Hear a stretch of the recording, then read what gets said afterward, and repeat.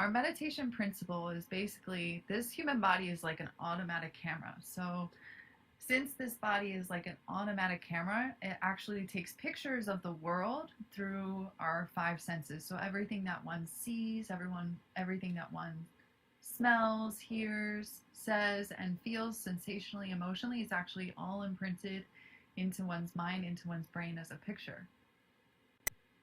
So how that false mind is created, it creates all of those pictures through the five senses. So over the course of our entire lives, we take tens of thousands of pictures actually into our mind every single day, every single second, really. So this is what gives rise to all of our countless thoughts, our emotional baggage, our mind clutter. So from when we were very, very young up until now, all of those pictures, all of those images are imprinted. So maybe times I was yelled at as a kid, those pictures are there. So what happens is when I take that picture into my mind, it's not like we meant to, but that picture is just there. Because I have that picture, I have fear. So this is where the fear starts to be generated from your childhood. Times I had arguments, times I felt worried, times I felt sad. All of these pictures come up, and they come up causing countless thoughts, emotional baggage, and mind clutter to surface. So this really has become our karma. It's the life that I live. From birth to this present moment, I live dictated according to what I'm holding in my mind, which are these images. And I live as a prisoner to that mind. So again, these pictures carry stress, they block our true wisdom and vitality. And then from inside of these pictures, we have all the thoughts coming out. So we're worrying about our finances, we're worrying about time, we're worrying about who texted us, right? We have all these pictures that come up.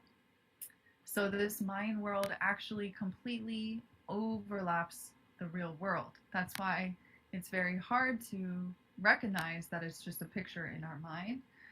But when we're living inside of our own mind world, we have a lot of curiosity, we have questions, we have doubts, we have pain, we have burden.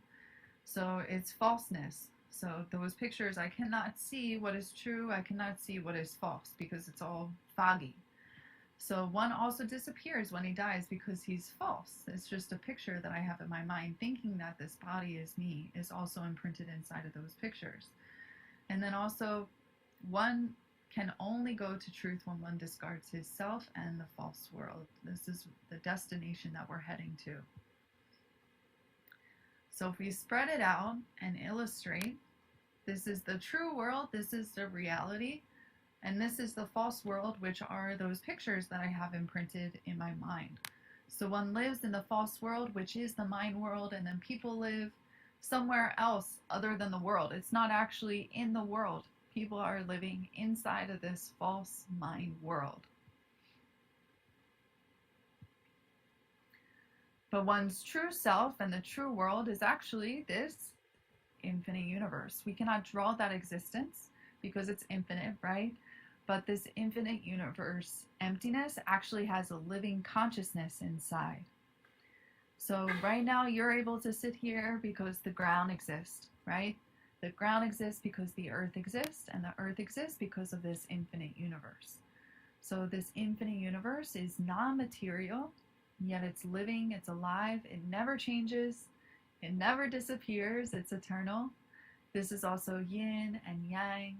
This is God, Buddha, Allah, energy and light, soul and spirit. This is actually one's true self, true essence. So you probably have heard the universe or God, Buddha, Allah exists within you, right? It's true, but it's covered up by those pictures that are completely overlapping this existence that is within us. So it's a very precious thing to find, and it's something that we have to find while we're still alive.